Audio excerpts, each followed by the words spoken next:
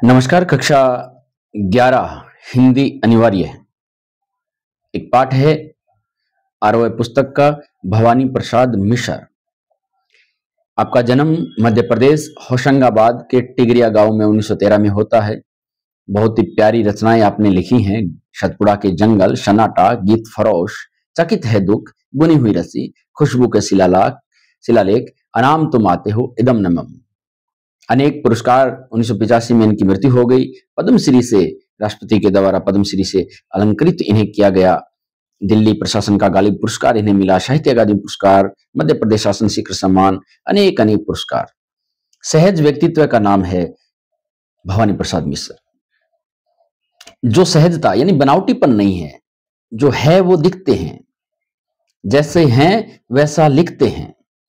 कविता और साहित्य के साथ साथ राष्ट्रीय आंदोलनों में सक्रिय रहे और गांधीवाद के प्रति विशेष आस्था भवानी प्रसाद जी की रही हैं। गांधी के वागम्य के हिंदी खंडों का संपादन कर कविता और गांधी के बीच का एक सेतु, दोनों को जुड़ाव पैदा करने का काम भवानी प्रसाद मिश्र ने किया। हिंदी की सहज लय की कविताएं लिखते रहे और सहजता का जो संबंध है वह गांधी के चरखे से भी जुड़ता रहा है। इन्हें कविता का गांधी कहकर दुनिया संबोधित करती है। मिश्र जी की कविताओं में बोलचाल के गद्यात्मक से लगते वाक्य विन्यास हैं। बहुत अर्थ में, पीड़ा में बड़ी गहरी कविताएं आज हम पढ़ने वाले हैं, लेकिन एक गद्य शैली की सी कविता है। ऐसा नहीं है कि बहुत कुछ इतना अटपटा लिख दिया हो, इतने क्लिष्ट शब्दों का प्रयोग करके लिख दिया, नहीं। आम से सरल सी कविता लिखना, ये सरल लिखना बड़ा कठिन काम होता है और इस कार्य में 100% सफल जो हुए हैं भवानी प्रसाद मिश्र हुए हैं।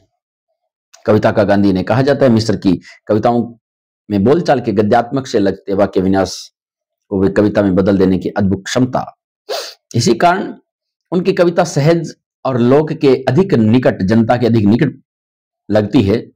मिश्र जी किसी भी विषय को उठाते हैं तो वो घर का बन जाता है, चाहे आंगन का पौधा बना देते हैं उसे शाम और दूर दिखती पहाड़ की नीली चोटी जैसे परिवार के एक अंग बनकर रह जाते हैं।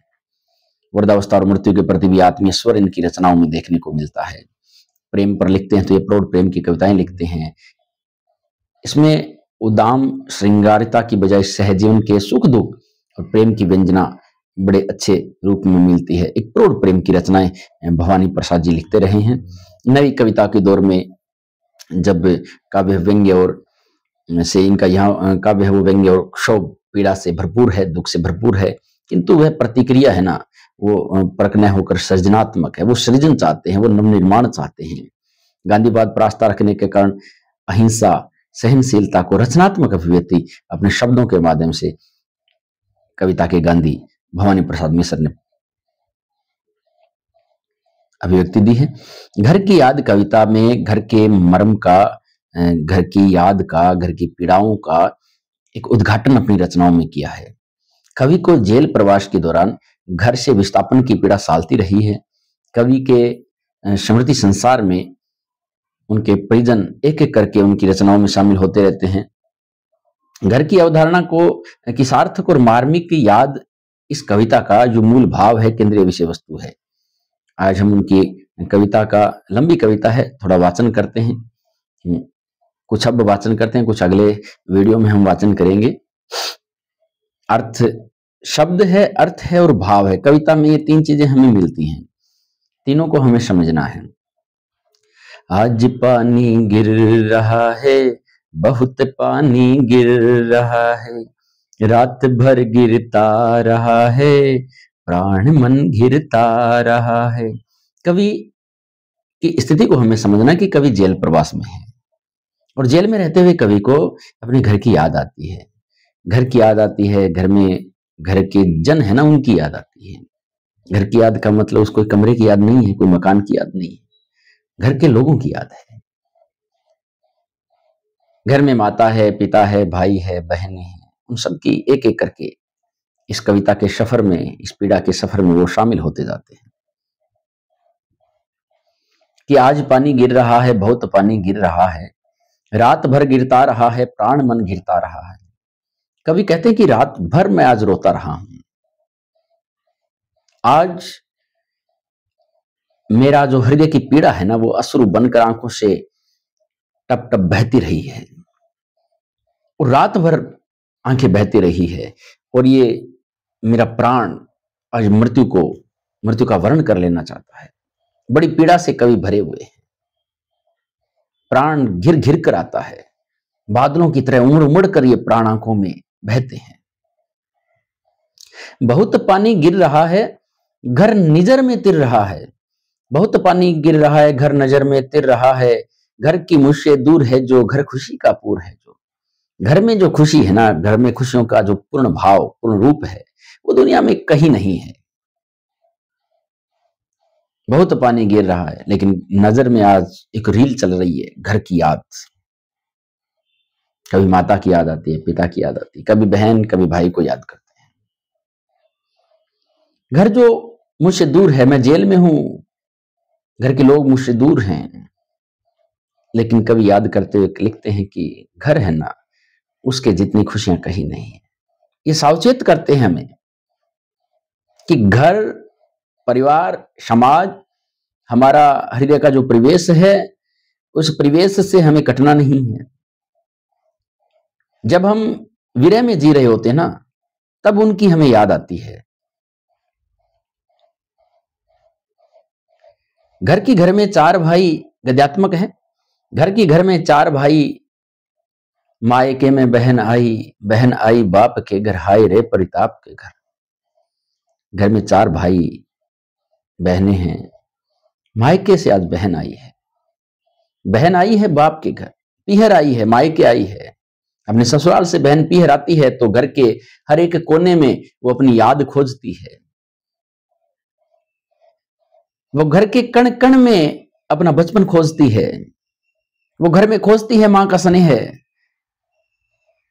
घर में वो चाहती है पिता का लाड प्यार दुलार। घर में चाहती है वो बहनों के साथ खेलना। घर में चाहती है वो भाइयों से झगड़ना। उसे बचपन की वो मीठी झिड़की उसे याद आती है। वो खुशियां बटोर लेने के लिए बहनें आती हैं। इसलिए लिखा है कि बहन आई बाप के घर, हाय रे परिताप के घर। परिताप, चारों तरफ से ताप, पीड़ा। जिस घर में आज बहन आई है, जिस घर में खुशियों को खोजने के लिए बहन आई है, उस घर में आज चारों तरफ पीड़ाएं पीड़ाएं भरी पड़ी हैं। घर की घर में शब्द जुड़े हैं, सबके इतने कब जुड़े हैं। चार भाई चार बहिनें, भूजा भाई प्यार बहिनें। घर की घर में शब्द जुड़े हैं। जब पीड़ा में व्यक्ति जीता है ना, हृदय में कुछ भयंकर उथल पुथल होती है, टूटता है कुछ, तो घर के लोग एक दूसरे को संबल प्रदान करते हैं, एक दूसरे के साथ जुड़ते हैं, उसे सहारा देते हैं उस पीड़ा से बाहर निकलने के लिए, उबरने के लिए। आप सोचिए कि घर में चार भाई हैं, बहनें हैं, पिता है, माँ है। सबसे ज्यादा माँ दुखी होंगी। बेटा जेल में है, वह बेटा जिसे 9 महीनों तक माँ ने गर्भ में पाला है, वह बेटा जिसको शैशवावस्था में माँ ने अपनी गोद में खिलाया है, वह बेटा जिसके बचपन माँ की अंगुली पकड़ पकड़ कर गुजरा है। आज वो बेटा जेल में है, अंग्रेजों का शासन है।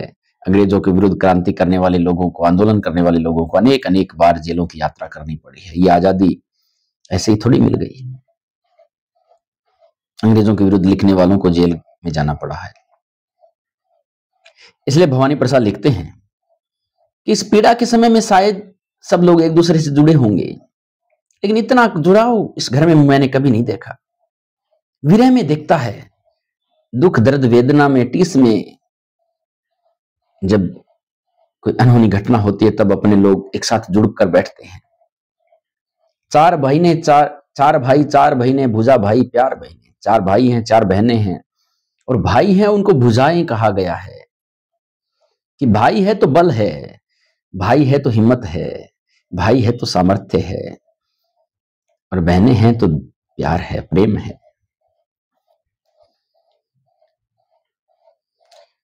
और माँ बिन पढ़ी मेरी, दुख में वह गड़ी मेरी। माँ की जिसकी गोद में सिर रख लिया तो दुख नहीं फिर।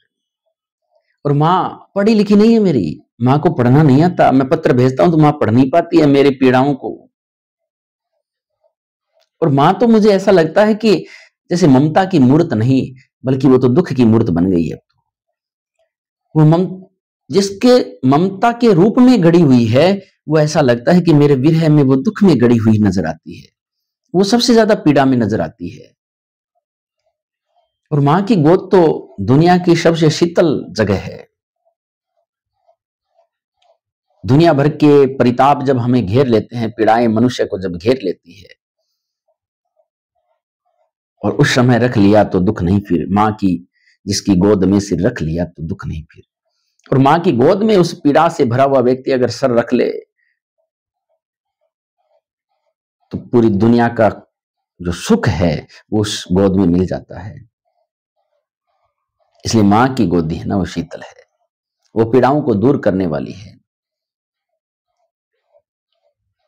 वो दुख को दूर हटाती है, ठेलती है। मां की जिसकी स्नेह धारा का यहां तक भी पसारा, उसे लिखना नहीं आता जो कि उसका पत्र पाता। मां को पढ़ना नहीं आता है, मां को लिखना भी नहीं आता है। मां का स्नेह है, भले ही मैं जेल में हूं, मां घर पर है, लेकिन मां का अपने बेटे के प्रति जो स्नेह भाव है ना, उसका प्रसार जेल तक भी है। उसे लिखना नहीं आता, वरना तो मैं उनका रोज पत्र पाता। मां को लिखना नहीं आता है, मां को पढ़ना नहीं आता है, मां को लिखना नहीं आता है। और पिता, पिता तो हिम्मत है। पिताजी जिनको बुढ़ापा एक क्षण भी ना ही व्यापा, जो अभी भी दौड़ जाए, जो अभी भी खिलखिलाए। मौत के आगे न हिचके, शेर के आगे न बिचके, बोल में बादल गरजता, काम में झंझाल रचता। बूढ़े माता पिता, पिता घर की हिम्मत है, पिता घर का सुरक्षा कवच है, पिता सामर्थ्य है, पिता धैर्य है, पिता उत्साह से भरपूर है। भवानी प्रसाद लिखते हैं कि पिता बूढ़े हो गए, लेकिन मेरे वियोग में वो कैसे बता सकते हैं कि मैं बूढ़ा हो गया, कैसे कह सकते हैं कि मैं बूढ़ा हो गया। वो थक कर कैसे खाट पर बैठ सकते हैं। मेरे समस्त कर्मों को, कार्यों को वही तो गति दे रहे हैं। मेरे वियोग में जब तक मैं जेल में हूं, पिता बूढ़े नहीं हो सकते, ईश्वर उन्हें बूढ़ा नहीं कर सकता, उन्हें हिम्मत उनकी छीन नहीं सकता पिता से। अभी तो वो युवा लगते हैं, जवान लगते हैं, जो अभी भी दौड़ जाए, जो अभी भी खिलखिलाए। और परिवार जब दुख में है तो पिता धैर्यवान है। पिता घर में, घर के लोगों के बीच में बैठकर मुस्कुराने का प्रयास करते हैं, खिलखिलाने का प्रयास करते हैं, ताकि घर के लोगों को ऐसा ना लगे कि पिता है वो दुखी हैं। घर का सबसे समृद्ध जो कवच है वो दुखी है। घर में सब जुड़े हैं, मौत के आगे न हिचके। मौत आ जाए, मौत जैसा तत्व आ जाए ना, तो भी डरने वाले नहीं है, क्योंकि घर को सुरक्षा कवच तो वही है। और मेरे वियोग में मृत्यु किसी को आ जाए, ऐसा हो नहीं सकता। मौत कहने का मतलब शोषण है, अंग्रेजों का शोषण है, पीड़ाएं हैं, ताप हैं, और शेर जैसी हिंसा भी, हिंसक भी कुछ आ जाए ना, तो डरने वाले नहीं। वो बोलते हैं तो एकदम गर्जना है अभी उनके बोल में। घर में रहकर वो जब बात करते हैं तो ऐसा नहीं लगता कि उनकी वाणी एकदम थर थर थर थर कांपने वाली है। और काम तो देखने लायक है। काम इतना करते हैं जैसे बादल गरज रहे हैं, झंझा तूफान चल रहा हो। पिता तूफानी काम। और क्या क्या भवानी प्रसाद सोचते हैं कि और क्या क्या कहा होगा। आज गीता पाठ करके, दंड 260 करके, खूब मुगदर हिला लेकर, मुठ उनकी मिला लेकर, जब कि नीचे आए होंगे नैन जल से छाए होंगे, हाय पानी गिर रहा है, घर नजर में तिर रहा है। अपना अध्यात्म का समय व्यतीत करके, गीता में भगवान कृष्ण के संदेश पढ़कर, कर्म गति का संदेश पढ़कर, कर्तव्य मार्ग को पढ़कर,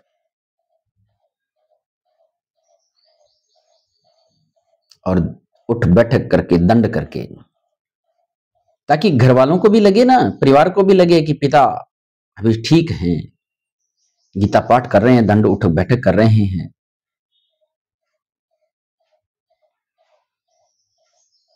जो आंसू आंखों से निकल ना पाए वो उठक बैठक करके पसीने से बाहर निकाल रहे हैं। वो पीड़ा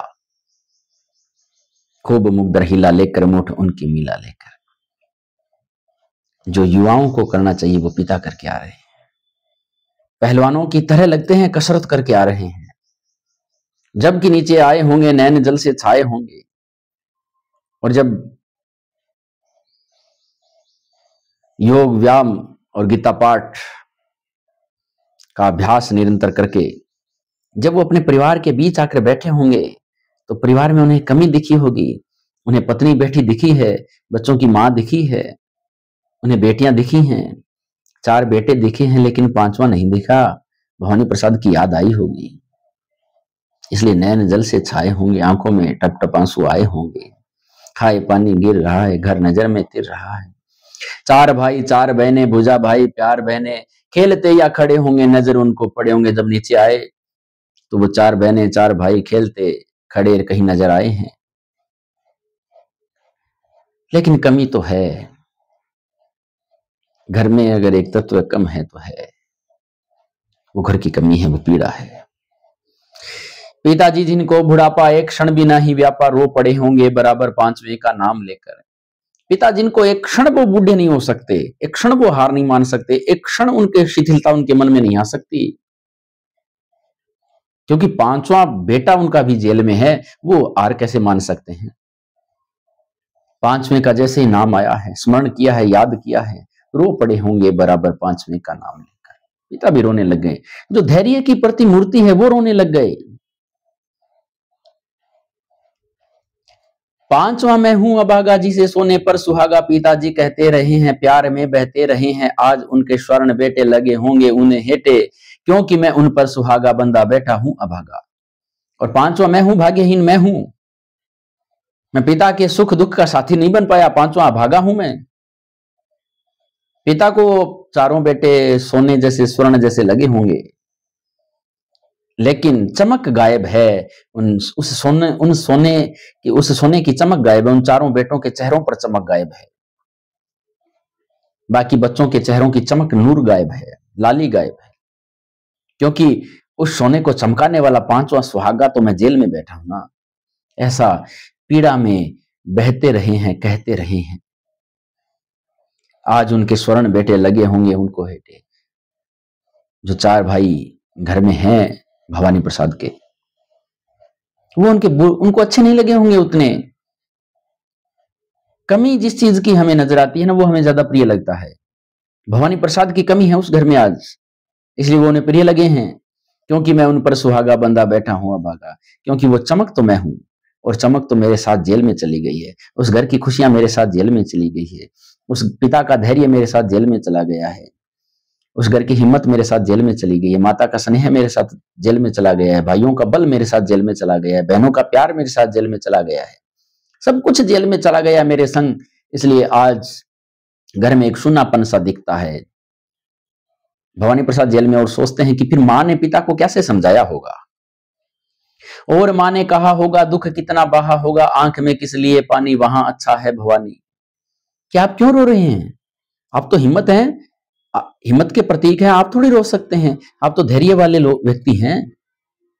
आपकी आंखों में पानी किस लिए, वहां अच्छा है भवानी। मां अंदर ही अंदर रो रही है, मां अंदर ही अंदर रोती हुई, अपने आंसुओं पर नियंत्रण करती हुई पिता को समझाती है।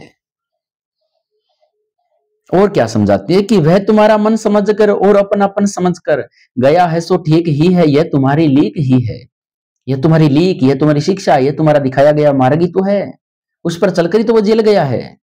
आप ही ने तो समझाया है बच्चों को कि जब भी देश को आवश्यकता हो, डरकर पीछे मत हट जाना, अंग्रेजों से बदला लेने के लिए, उनसे लोहा लेने के लिए टकरा जाना, क्रांति में शामिल रहना, अंग्रेजों के विरुद्ध लिखकर जनता को जागृत करना। इसलिए तुम्हारा मन समझ कर गया है, अपनापन समझ कर गया है, आपकी बात को उसने सिरोधार्य लिया है। और मां क्या समझाती है कि पांव जो पीछे हटाता कोख को मेरी लजाता, इस तरह हो न कच्चे रो पड़ेंगे और बच्चे। अगर वो पांव पीछे हटा लेता, वो गिड़गिड़ाकर माफी मांग लेता, वो अंग्रेजों के कदम पकड़ लेता, वो दुश्मनों के शरण में चला जाता, तो मेरी कोख लज्जित नहीं हो जाती, लोग थू थू नहीं करते, मेरा दूध लज्जित हो जाता, मेरी कोख लज्जित हो जाती, आपका खून लज्जित हो जाता। इस तरह हो न कच्चे, इस तरह कच्चे बनकर रो मत, धैर्य मत खो। तुम आप जब रोएंगे ना तो बच्चे, अन्य जो घर के और बच्चे हैं ना, वो तुम्हें रोता हुआ देखेंगे तो रोने लग जाएंगे। इस तरह हो न कच्चे, रो पड़ेंगे और बच्चे। और पिता ने वापस मां को जवाब दिया होगा। पिताजी ने कहा होगा, हाय कितना सहा होगा, कहां मैं रोता कहां हूं, धीर मैं खोता कहां हूं। पिताजी ने मां से वापस कहा होगा कि कहां मैं रो कहां रहा हूं और धैर्य मैं कहां खो रहा हूं। और ऐसा कहते हुए अंदर ही अंदर रोने का प्रयास, अंदर ही अंदर रो रहे हैं, आंसू बाहर ना आए, नियंत्रण करने का प्रयास कर रहे होंगे, कितनी पीड़ा को दबाने का प्रयास किया होगा पिता ने, लेकिन कितना सहन करना पड़ा होगा उस पीड़ा को। ईश्वर से, प्रकृति से, बादलों से, अपने ईश्वर से, अपने आराध्य से कवि कहते हैं कि हे सजीले हरे सावन, हे कि मेरे पुण्य पावन, तुम बरस लो वे ना बरसे, पांचवें को वे ना तरसे। कि हे सजीले हरे सावन, या दो तीन अर्थ लिख सकते हैं। एक तो अपने ईश्वर को, प्रकृति को याद करते होंगे कि हे ईश्वर मेरी आंखें बरस ले, लेकिन पिता की आंखें ना बरसे। एक कहा होगा कि वो इतना, हे बादलों, हे प्रकृति इतना बरस लो ताकि तुम्हारी बारिश में भीग भीग कर अगर पिता रोए तो दुनिया को उनका अधीर हो जाना नजर ना आ जाए।